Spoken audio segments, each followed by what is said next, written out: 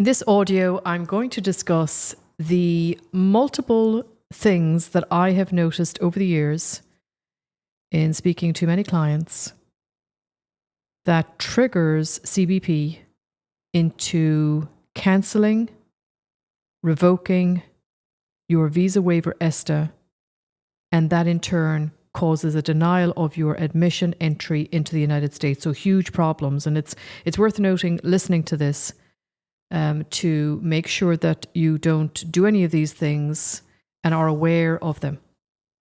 So a little bit of an overview. The ESTA, that acronym, is the Electronic System for Travel Authorization. It's an automated system that determines the eligibility of visitors to travel to the United States under the Visa Waiver Program, the VWP. That's what that acronym stands for, the Visa Waiver Program. And there are multiple countries that are permitted, if you are a citizen or national of these countries, to apply for your Visa Waiver ESTA online. There's a sequence of questions, which, by the way, if answered incorrectly, and I see this often, will not only cause the revocation of your Visa Waiver ESTA, will not only cause a denial of your admission into the United States, but depending on how you answered, will trigger a misrepresentation fraud claim by CBP. And I have discussed this in other free audios, and I've discussed it throughout the audios that I have done. Fraud, misrepresentation, allegation by CBP, by any immigration official, is really serious. They're stating that you have intentionally made something in your past or present, deliberately you are lying about a material fact. Now, often I get asked by Carol, well, what does material mean? I mean, that sounds like it's a huge thing. And unfortunately, small little things will trigger fraud misrepresentation. And the problem with fraud misrepresentation is it technically has a permanent bar attached to it. Now, permanent, not in the permanent sense, not forever and ever. You're not doing a life sentence here. But it is a very stringent allegation to overcome. Yes, there's a non-immigrant visa waiver that one can apply for, and we submit those many times for people that have been accused of misrepresentation and fraud. But I have noticed once this is triggered, it is a very unpermissive allegation by an immigration official. In other words, you're really going to be in for a fight to regain entry into the United States, to get a visa that will permit you to come into the United States. So the reason I'm explaining misrepresentation and fraud is under the ESTA, I see this all the time. And let's give you a paradigm. So somebody has been arrested and or convicted many, many years ago. Sometimes people forget about these things because they're so far in the past. We're talking 10, 15 plus years. And on the question on the ESTA, they may have annotated a question that intimated that there was never an arrest, there was never a conviction. So the question might read something on the lines of, have you ever been arrested or convicted for a crime?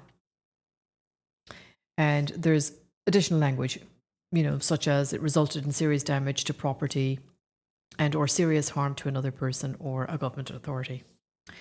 So the normal paradigm I will see is an arrest long ago, or somebody that didn't actually realize it was an arrest, that they were temporarily held by a police officer, law enforcement, and everything was dropped and no charges, never paid a fine, never went to court, never had to go to court. So sometimes an arrest is not apparent to people, even though they have been arrested. And they tick off no.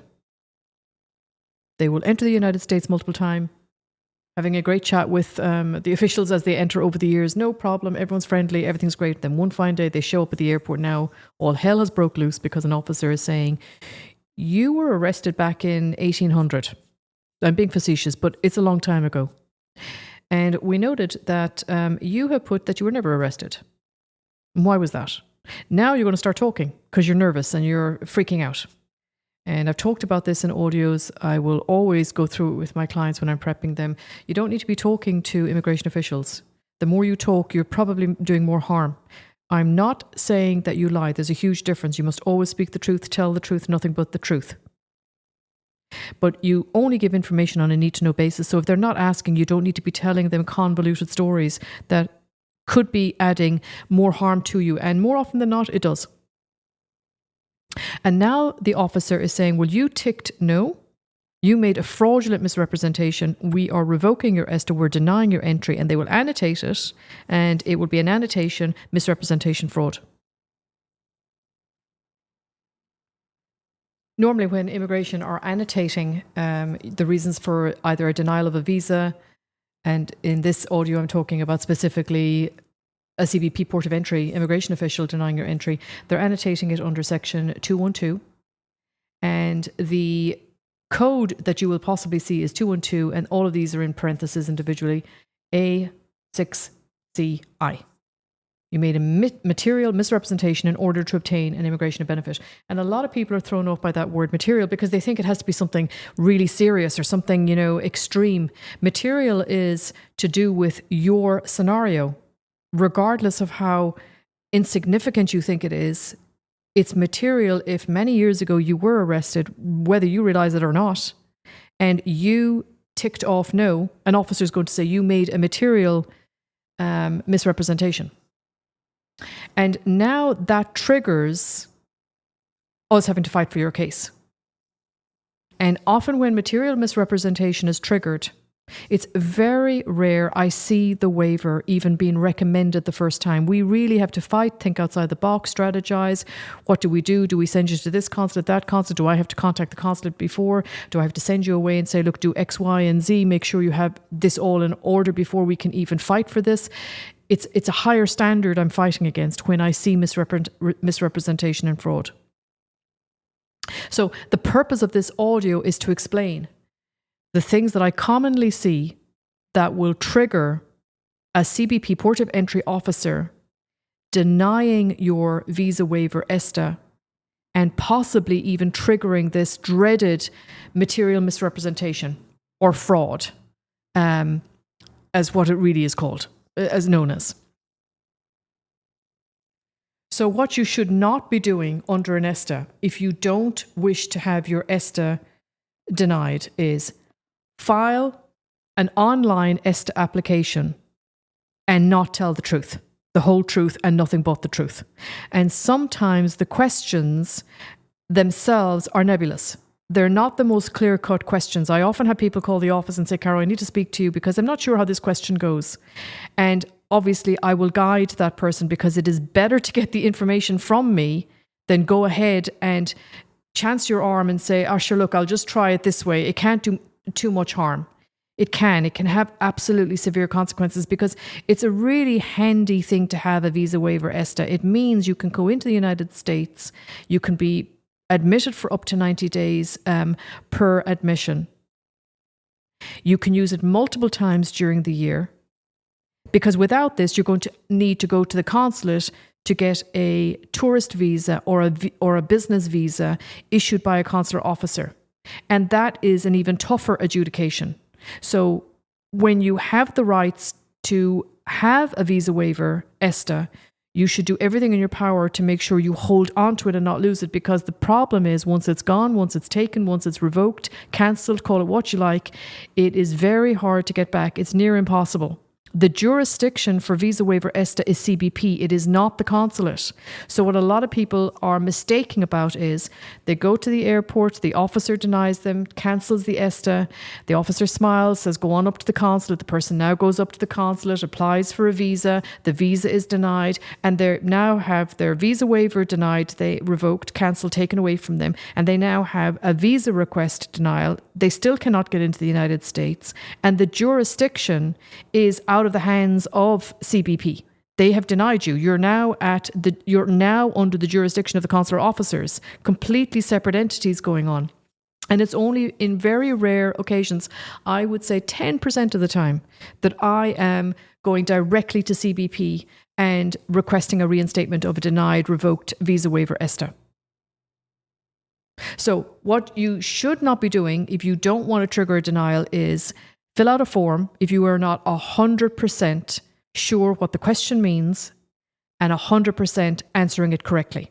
So if you are in doubt, you should call and contact me and speak to me, and I will go over it with you. And many times I have saved people from making huge errors, and I can tell by them, they're not trying to be nefarious here. They genuinely misunderstood the question, and they would have ticked a yes or a no had they not understood things when I explain it to them.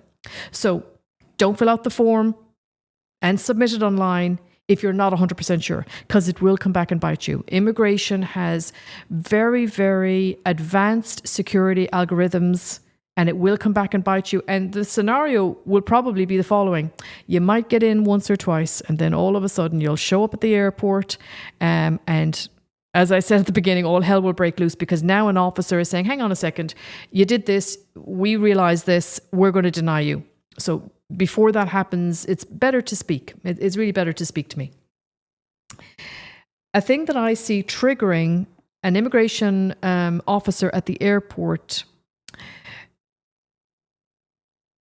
taking the ESTA from you, denying your admission to the United States, is if they see on a previous visit you changed your departure from the United States. So maybe you were supposed to depart on February 1st, you changed your flight, now departed February 10th.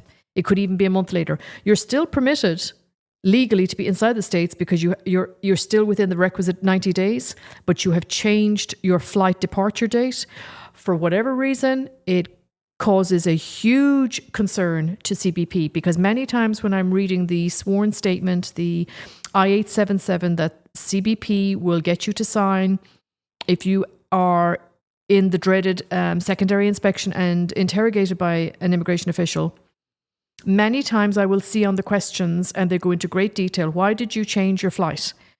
The person will answer, well, and they'll go back multiple times. They won't just ask it to you once.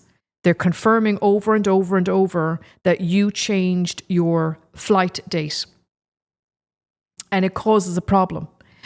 I guess it's causing a problem because their belief is, well, if you're changing your mind, what's to stop you from changing your mind and one fine day deciding you don't wish to depart the United States, having been admitted? So they're on high alert. Remember, they are the last point of securing the United States border entry. So their job is paramount to the safety of people inside of the United States. So if you're changing departure flights, if you've done it in the past and you're re-entering, it could trigger a CBP officer pulling you into secondary inspection and trying to take that visa waiver ESTA from you. And I've seen that many, many times.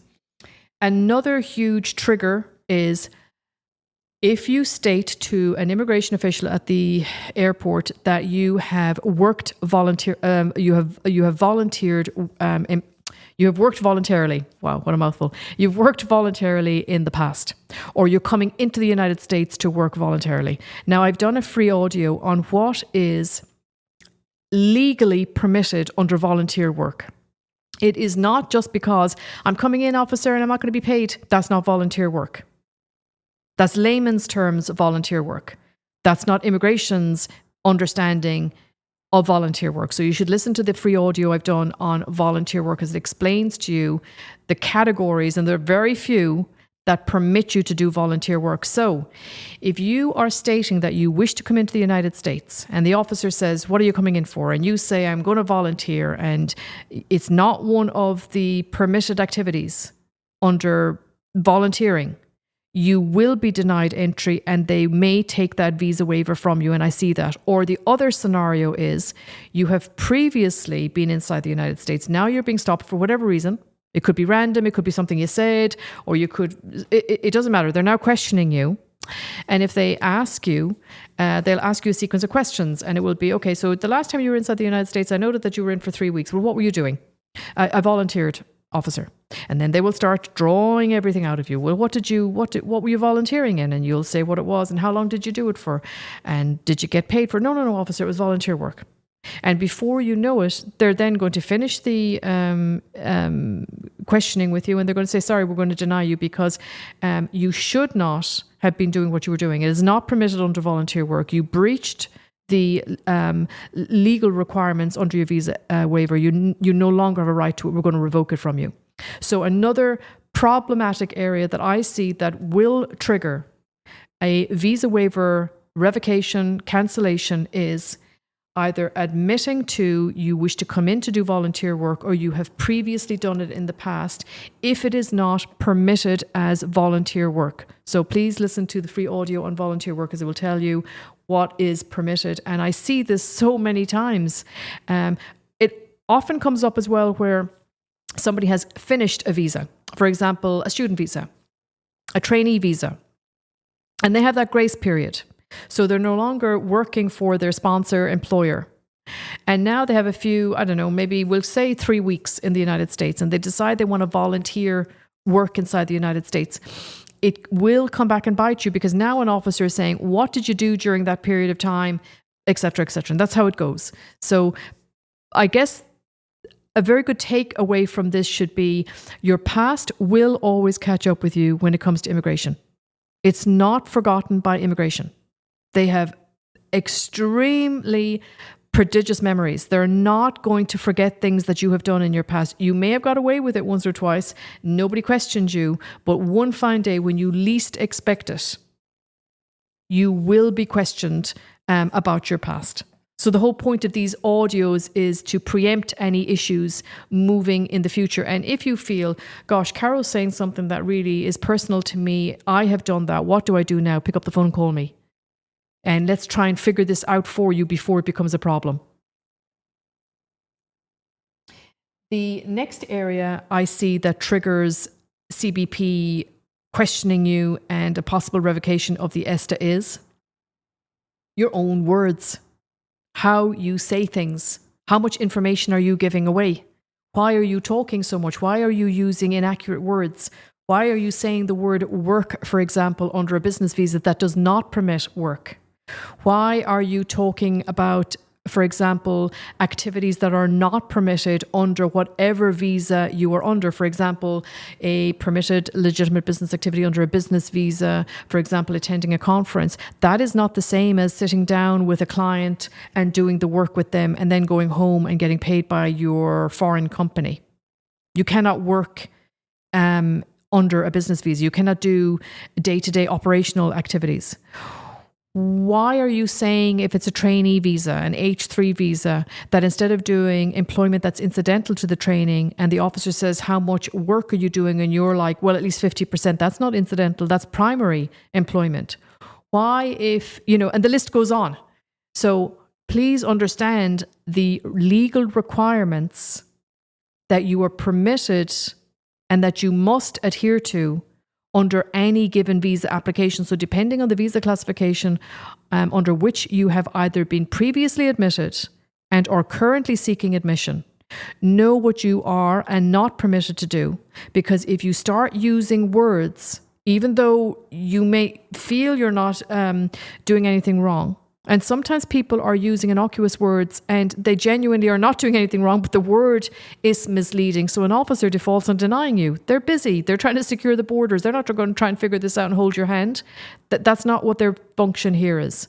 So your words, you have to be very mindful of what you're saying. So I would definitely say for people that are nervous, and it can be very nerve-wracking, and it will feel like an interrogation if they bring you into secondary inspection. That's the words most people use when they speak to me that have gone through this secondary inspection. If you are a nervous interviewer, you should really speak to me and I can go through the process with you or listen to an audio, educate yourself. Education, knowledge is power. It really is. So there you have it. These are a sample of things that you should not be doing under an ESTA, or you may lose it. And once you lose it, it's gone, in my opinion. It's very rare you can get it back. Now, the only option is to go to the consulate and get a visa. But the problem is you may have triggered something where a visa is not adequate. you may in fact need a waiver to be approved, which has to go through a whole process, which can take a minimum 6 months to be adjudicated. It first has to be recommended by the consular officer. It's discretionary relief. It means you've lost your power. It's up to the officers whether he wants to or she wants to even recommend it in the first place, to then get before an officer who has a discretionary power to even approve it. So you have no power. It's all discretionary. You're at the mercy of these officers in multiple layers before you even get to the officer who is going to adjudicate the waiver. So be very careful. If you're not sure, you should speak to me, and I can go through whether I feel what you've done or what you're about to do or what you're thinking of doing is going to cause the CBP officer to cancel that visa waiver. Because if you're eligible for it, you want to hold on to it. You don't want to lose it.